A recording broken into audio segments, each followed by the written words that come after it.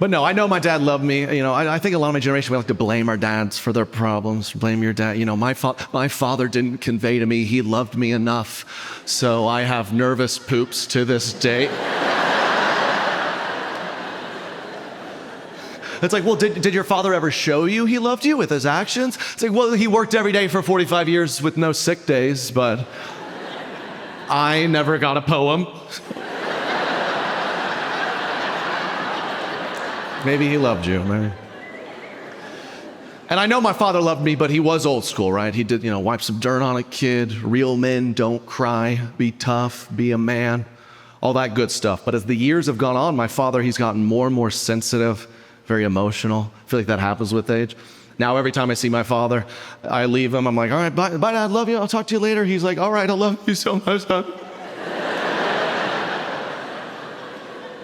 Oh, I hope you know how proud I am of you. I was like, well, it's too late now. It's too You used to whoop me for crying, so I'm a little confused.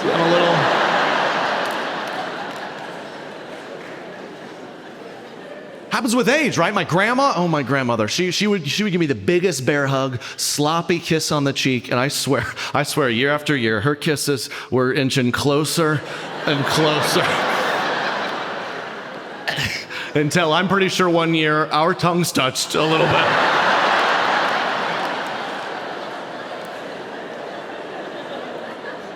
And teenage Trey thought he impregnated his Gam Gam.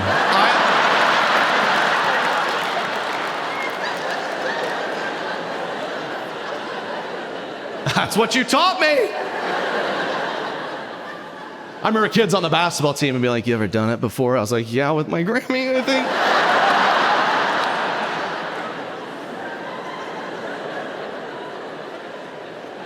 God rest her soul. She left us in 2020.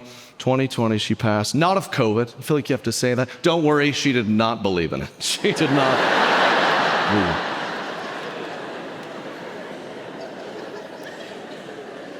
But she had a great sense of humor. My whole family, our get-togethers were so much fun, so much joking around, but I don't know if we did a great job talking about the hard stuff, the feelings. And my defense mechanism is humor, like so many of us, and I'm the worst. But sometimes life hits you with moments that you just can't joke your way out of, right? Like when our son was born, it was good, we went home, they have you right back for like a 4-day-old checkup.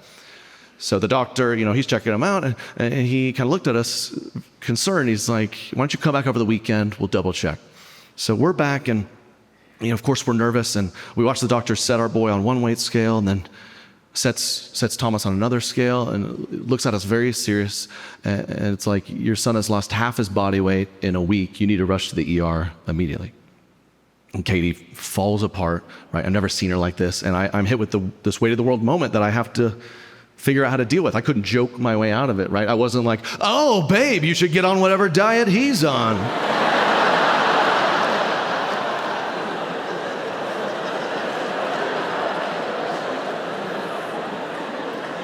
I did not say that. I didn't even think of that till 20 minutes later. But it was this kind of like immediate, like, welcome to your new life experience. He's days old, I need to show up for my son, my wife, am I ready? And he's fine now, thank God. But as we were sitting there, my son has IVs and monitors all over his tiny body. I just feel like I had to look at things, and like every day I just pick apart the flaws of everything and everyone around me, and that night I felt like I had no choice but to look at my own flaws. And do I make fun of everyone out of like a good place?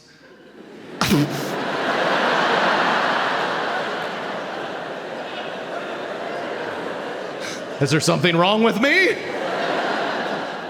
Or are 99% of people just that annoying? It's probably a little of both. Probably a little.